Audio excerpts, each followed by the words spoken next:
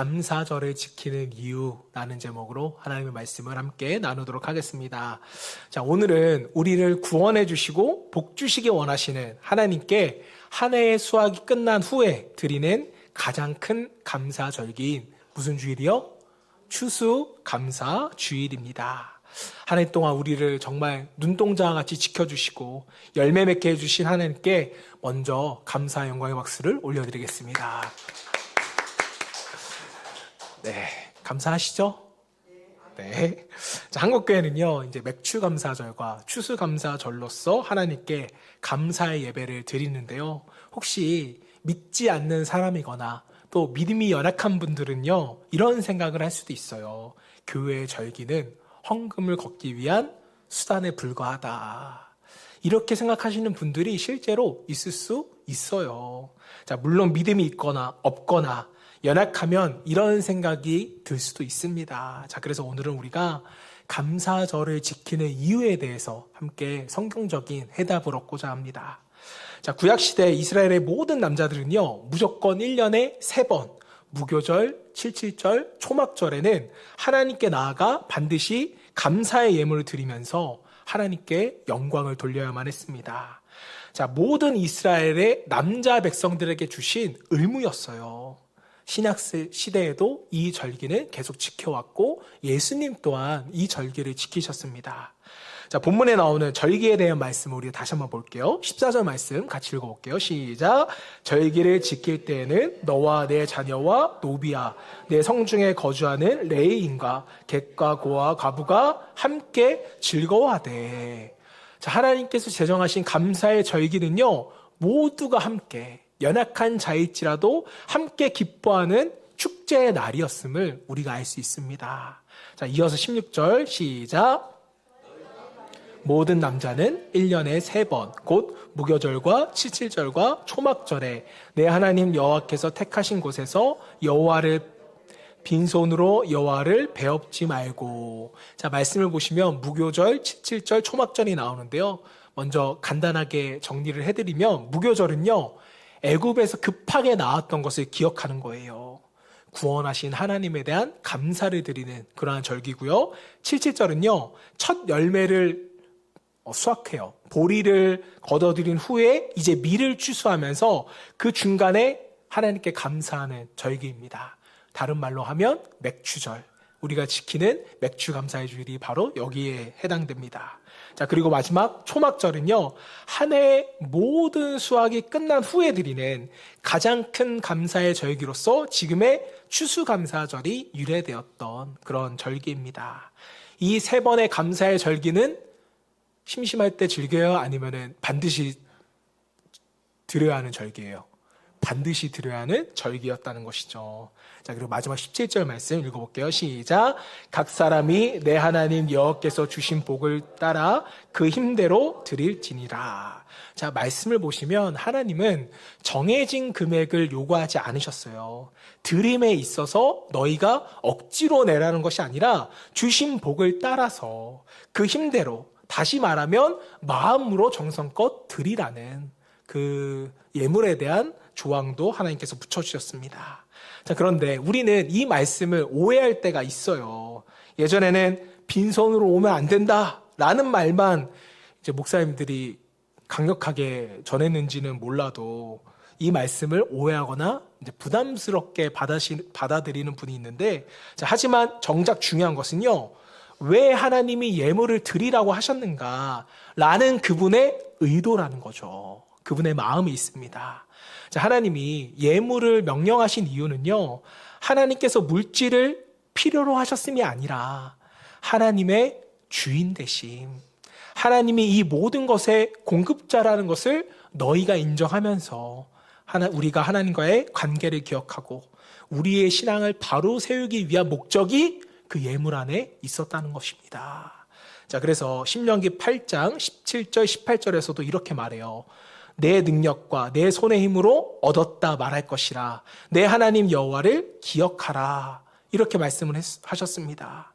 예물을 드림으로써 뭐예요?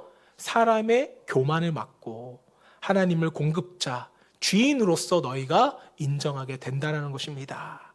자, 그렇다면 이제 우리는 한 가지 자연스러운 질문이 생길 수가 있어요. 왜 하나님께서는 이스라엘 백성들에게 감사의 절기를 1년에 3번씩이나 지키도록 하게 하셨을까? 오늘 우리가 이것에 대해서 말씀을 나눌 때 감사의 절기가 그냥 때 되면 드리는 형식적인 절기가 아니라 하나님의 마음과 의도를 알고 기쁨으로 하나님께 온 마음 다하여 감사할 수 있는 우리의 절기가 될 수 있도록 먼저 주님으로 축복합니다. 자, 그렇다면 하나님께서는 1년에 3번씩 감사의 절기를 지키게 하신 이유는 무엇이었을까요? 자, 첫 번째 이유는요, 하나님은 은혜를 깨닫고 감사하는 자를 기뻐하시기 때문입니다. 자, 데살로니가전서 5장 18절 말씀, 우리가 잘 아는 말씀이죠. 시작. 범사에 감사하라.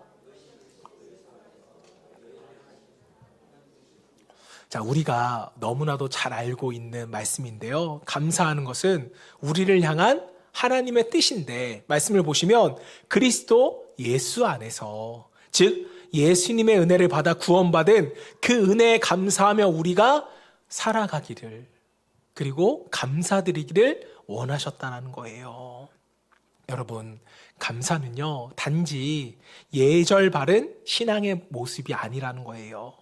마음 다해 감사하는 사람만이 하나님의 은혜를 기억하고, 그 은혜를 기억하는 사람은요, 하나님을 잊지 않고 신앙생활을 해 나갈 수 있기 때문입니다. 여러분, 이게 감사의 핵심이에요. 하나님을 잊지 않는 것. 자, 그래서 하나님은 이스라엘 백성들에게 매년 감사의 절기를 지키며 감사하라고 명령하셨던 거예요. 강제하셨다는 것입니다. 자, 그리고 하나님은 이 3번의 감사의 절기를 통하여서 이스라엘이 하나님의 은혜를 잊지 않기를 너무나도 원하셨어요. 너희가 여기까지 온 것은 너의 힘이 아니다. 내가 너희를 먹였고 보호했다. 인도했다. 이스라엘은 감사절을 지킴으로써 하나님께서 베푸신 은혜를 매년 다시금 기억하게 한 것입니다. 자, 여러분, 사람은요, 망각의 동물이기 때문에 내가 겪었던 일들을 너무나도 쉽게 까먹어요. 은혜를 받았던 일도 시간이 지나면 흐릿해지고, 간증거리였던 사건들도 바쁘다 보면요, 어느새 기억에서 사라지기 마련입니다. 자, 그래서 하나님은 우리에게 계속적으로 감사를 가르치셨던 거예요. 왜냐하면 감사는 은혜를 기억하게 하고, 은혜를 기억하면 우리의 믿음이 날로 새로워질 수 있기 때문입니다. 자, 오늘 우리가 드리는 감사가 단순한 예절이 아니라 하나님의 은혜를 마음 다해 다시 새기는 믿음의 고백이 될 수 있기를 주님의 이름으로 축복합니다. 자, 우리가 좀 전에 보았던 16절 말씀에 빈손으로 여호와께 나오지 말라는 명령도 하나님을 잊지 않기 위한 하나의 방법, 수단이었다는 것이죠. 절대로 이 말씀은 예물의 양과 단순한 드림의 행위의 의미로서 말씀을 받으시면 안 돼요. 너희가 받은 은혜를 잊지 말고 기억하며 하나님께로 나오라는 의미였습니다. 자, 그래서 오늘 우리가 추수감사 예물을 드릴 때도 정말 때가 되어서 드리는 예물이 아니라, 혹은 교회에서 내라고 해서 드리는 예물이 아니라, 정말 17절 말씀을 보세요. 주신 뭐를 따라? 복을 따라. 여러분이 하나님께로부터 받은 그 은혜를 우리가 생각하며 받은 대로, 은혜 받은 대로 그 힘대로 드리라는 것입니다. 드림이 있어야 은혜 받음이 있다는 거죠. 여러분, 말씀을 보세요. 지금 이 말씀이 예물을 강조하는 것 같으세요? 아니면 하나님의 은혜를 강조하는 것 같으세요? 은혜를 강조하면서 잊지 말고 하나님께 나오라는 그것을 지금 강조하고 있어요. 감사는 결코 하나님을 잊지 않게 만듭니다. 또 감사를 잊지 않는 사람은요, 삶의 중심도 흔들리지 않게 됩니다. 감사를 잃어버리는 순간 우리는 하나님보다 내 힘, 내 능력, 내 지혜가 앞서 나갈 수밖에 없어요. 그때부터는 뭐가 시작돼요? 교만이 시작되고 감정이 흔들리고 결국에는 신앙도 무너져 버립니다. 자, 그래서 성경은요, 교만은 멸망의 뭐래요? 선봉이래요. 선봉. 성경은 이렇게 말하고, 감사는 은혜의 문을 여는 열쇠다. 이건 성경이 아니라 제가 말씀드리고 싶은 거예요. 감사는 은혜의 문을 여는 열쇠다. 사랑하는 여러분, 하나님은요, 우리가 정말 억지로 감사하기를 원치 않으세요. 입술만 감사하는 형식적인 감사도 원치를 않으십니다. 하나님은 우리가 진심으로 마음 다해서 감사하기를 원하신다는 거죠. 자, 그러므로 하나님, 제가 여기까지 올 수 있었던 것도 하나님의 은혜입니다 라고 감사의 고백을 함으로 말미암아 하나님을 기쁘시게 하고 또 다른 은혜의 문을 열 수 있는 저와 여러분 되시기를 주님의 이름으로 축복합니다. 자, 한 발 더 나아가서 하나님께서는 감사의 절기를 지키게 하신 이유는 무엇일까? 자, 두 번째는요, 감사는 하나님과의 관계를 회복시키기 때문이에요. 여러분, 다시 한번 말씀을 드리지만 감사의 절기와 감사의 표현은요, 결코 하나님에 대한 예의의 표현이 아닙니다. 우리가 감사 절기를 지키고 감사의 표현을 하나님에 대한 어떠한 예의라고 생각하는 순간 이것은 종교적이고 율법적인 행위로 전락할 수밖에 없어요.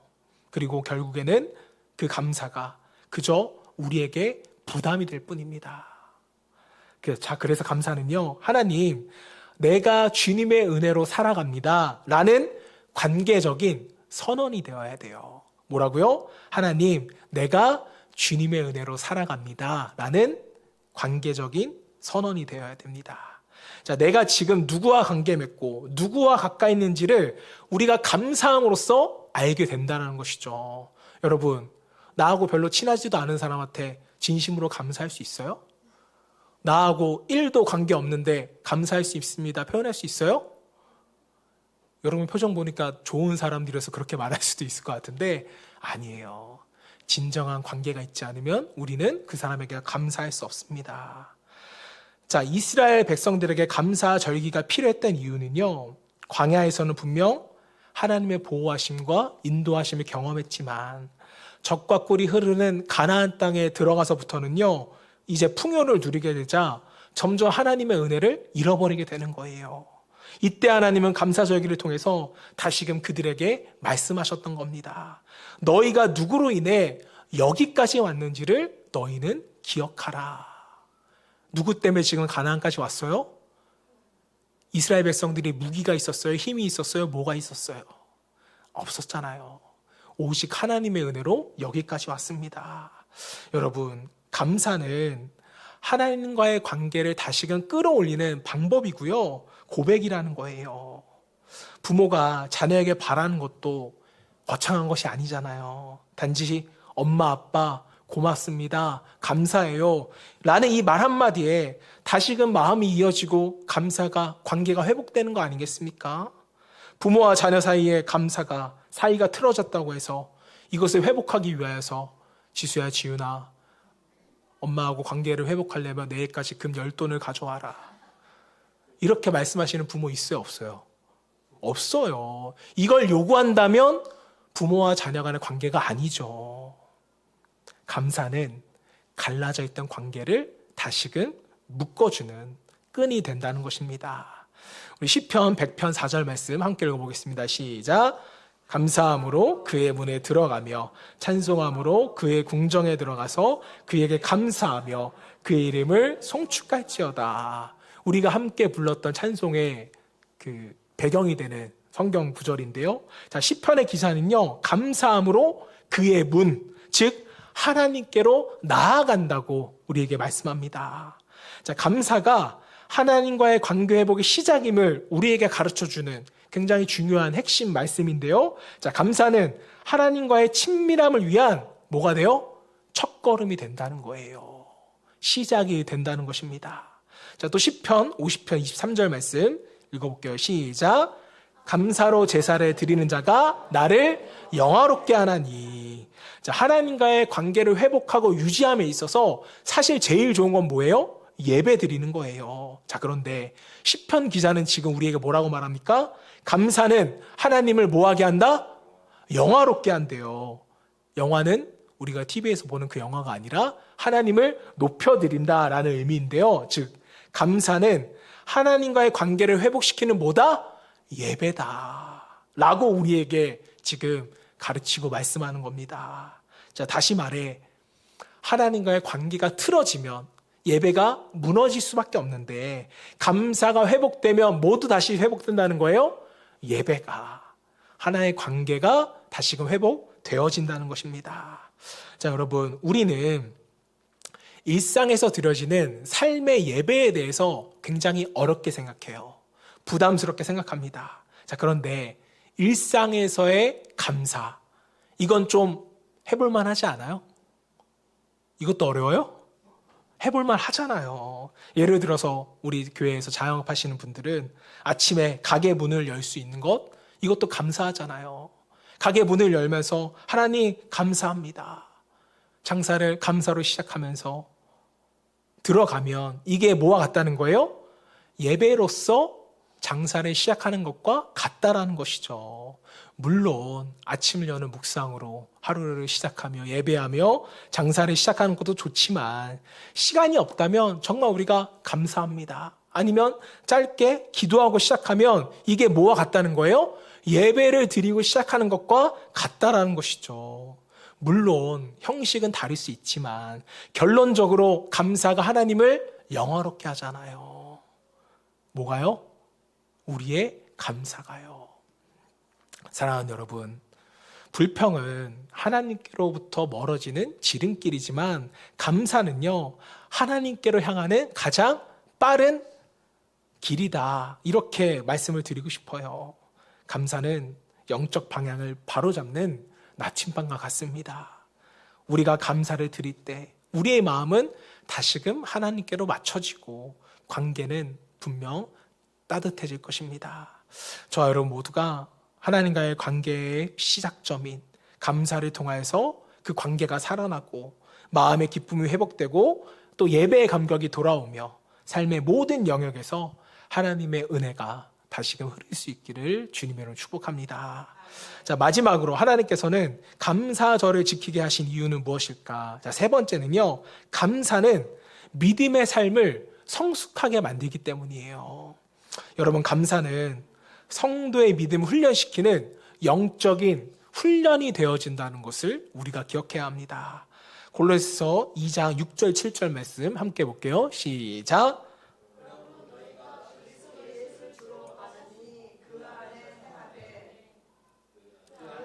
뿌리를 박으며 세움받아 교훈을 받은 대로 믿음에 굳게 서서 감사함을 넘치게 하라. 여러분, 말씀을 잘 보세요. 뿌리를 깊게 받는 것, 믿음을 굳게 서게 하는 것, 즉 신앙이 성숙해지는 이 모든 과정의 중심에는 뭐가 있어요? 바로 감사가 있다는 거예요. 감사는 우리의 믿음을 세우는 영적 기초가 됩니다. 나무는 뿌리가 깊을수록 폭풍이 몰아쳐도 흔들리지 않습니다.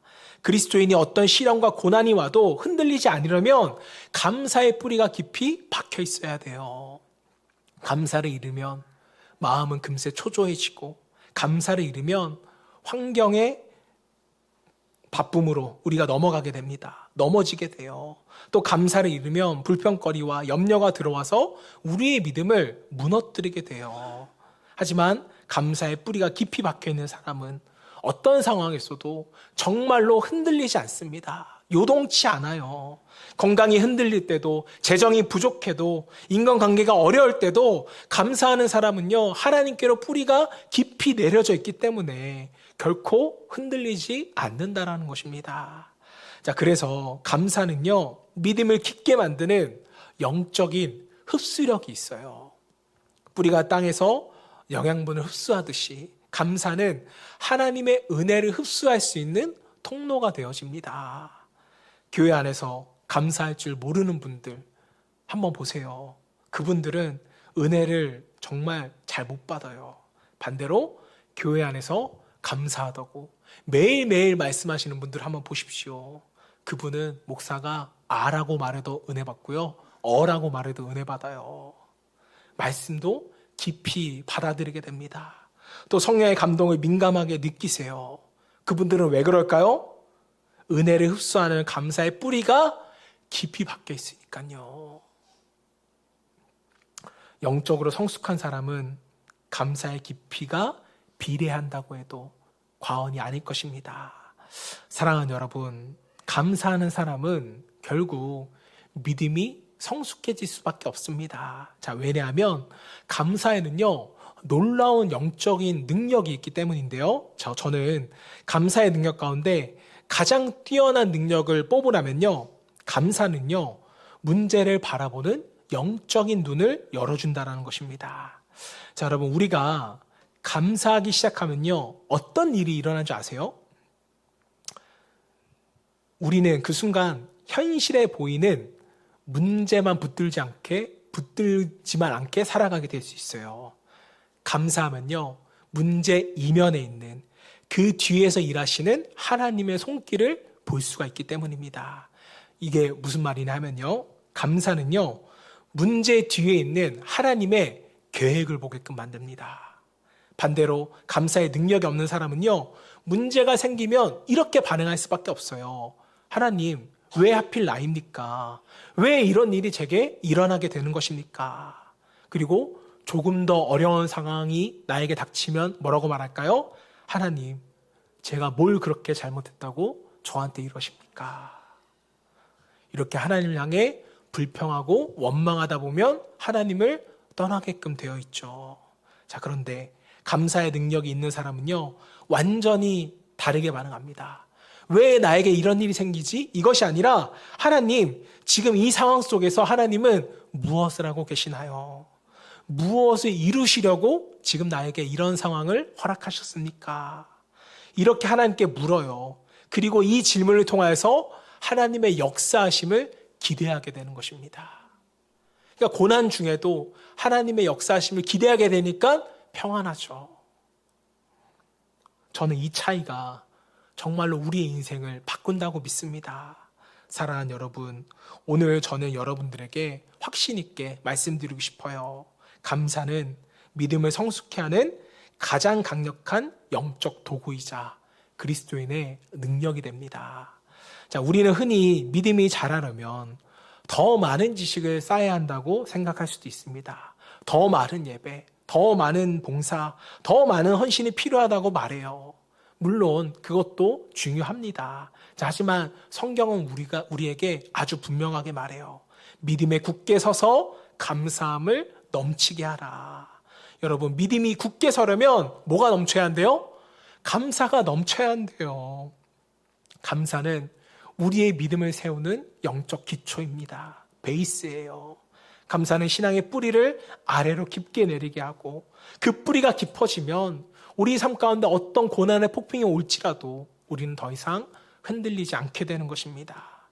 우리가 믿음의 여정을 걷다 보면 때로는 마음이 지치고 정말 무너지고 싶을 때가 있잖아요. 기도가 잘 안 되고 말씀도 잘 안 들어오고 예배가 정말 메말라지게 느낄 때가 분명히 있습니다. 자, 그럴 때 해야 할 일이 무엇인 줄 아세요? 바로 감사를 회복하는 것입니다. 우리 입술에서 감사가 나와야 돼요. 작은 것 하나라도 감사하면요, 그 영혼은 살아나게 되어 있어요. 감사를 회복하면 마음이 밝아지고 시야가 넓어지고 믿음이 다시 일어서기 시작합니다. 감사는 메마른 심령에 은혜의 물줄기를 흘려내는 그런 통로입니다. 자, 그리고 감사는 오늘의 문제를 다르게 해석하는 그런 능력이 있어요. 문제를 문제로만 바라보는 사람이 있고, 문제 속에서 하나님의 계획을 바라보는 사람이 있습니다. 여러분, 이 두 부류의 결과는요, 정말 완전히 달라요. 여러분, 오늘 무엇이 여러분들을 힘겹게 할지라도, 감사 이유가 보이지 않는 상황이라 할지라도 저 여러분 모두가 감사를 선택할 수 있기를 바랍니다. 감사는요, 감정이 아니에요. 뭐라고요? 감사는 감정이 아니다. 그럼 감사는 뭘까요? 믿음의 선택이라는 것이죠. 여러분, 선택할 수 있어요. 감사는 상황이 아니라 하나님을 바라보는 결단이기 때문입니다. 감사를 선택하는 순간 하나님께서 우리의 마음과 생각을 붙드시고 우리의 길을 인도해 주세요. 그리고 우리의 삶을 성숙한 믿음의 자녀의 자리로서 우리를 인도해 주실 것입니다.